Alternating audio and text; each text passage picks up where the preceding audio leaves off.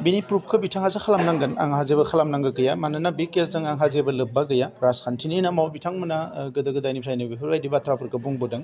दिनैनिल' खोथा नङा थांनाय 19 बोसोराव नायबा नुगोन जि समाव जों पावाराव गैयामोन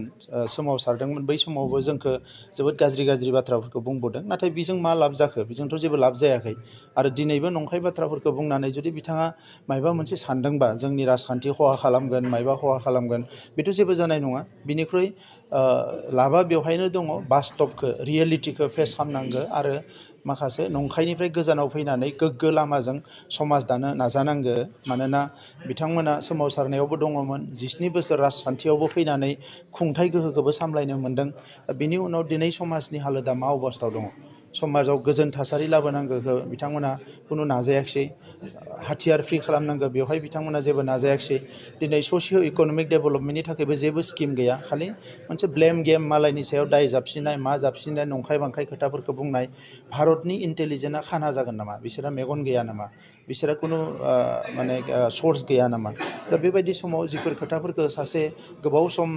मोनसे खुंथाय गोहोनि गुबै बिबानाव थानाय सुबुङा बुंनाया जोबोद लासिंसिं बाथ्रा दा नंखायनो जि खोथाखौ बुंदों बिथाङानो प्रुभ खालामनांगोन आंहा बेवहाय जेबो बुंनांगौ गैया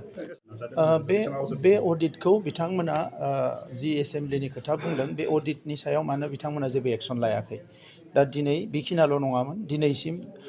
2020सिम जोंनि सरकार फैजासिम गासै 2900 करोड़नि लायबिलिटिस दङमोन दा बे खोथाखौ बिथांमोना बुङाखै जे अडिटनि सायावसो बुंदों जे लायबिलिटिया मानो जाखो फैसा दाहारा मानो जाखो मानि थाखाय बे दाहारा जाखो दा जोङो दिनै अडिट खालामनायखायसो मिथिदों 1500 कौटिनि एडमिनिस्ट्रेटिभ एप्रुभेल होदों जेरावनोखि खुनु फान्ड गैया सर्स गैया जेबो गैया बे फैसाया मिसइउज जागौमोन दिनै 2900 करोड़निफ्राय लाबोनानै जोङो 1000आव बेखौ अडिट खालामनानै लाबोनो हाबाय आरो आं मिजिं थिदों जोङो फिजिकेल भेरिफिकेसन खालामनायनि उनाव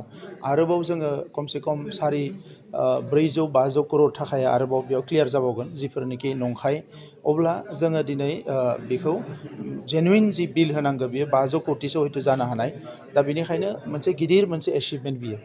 आदारवाइज बेवहाय गोबां फल्स बिल दङ बेवहाय गोबां सिडि फान्डनि नामाव जायखौ सिबा नायोमोन बेवहाय गोबां फल्स बिलफोर दङ खुन्दुं कम्बलनि बिलफोर दङ जायफोरनिखि रायजो राजानि थाखाय दिनै खामानि मावनो गोनां फैसाफोरखौ बेवहाय मिसइउज खालामदों दा बेफोरो जोबोद दुखुनांथाव बिथांमोना दाबो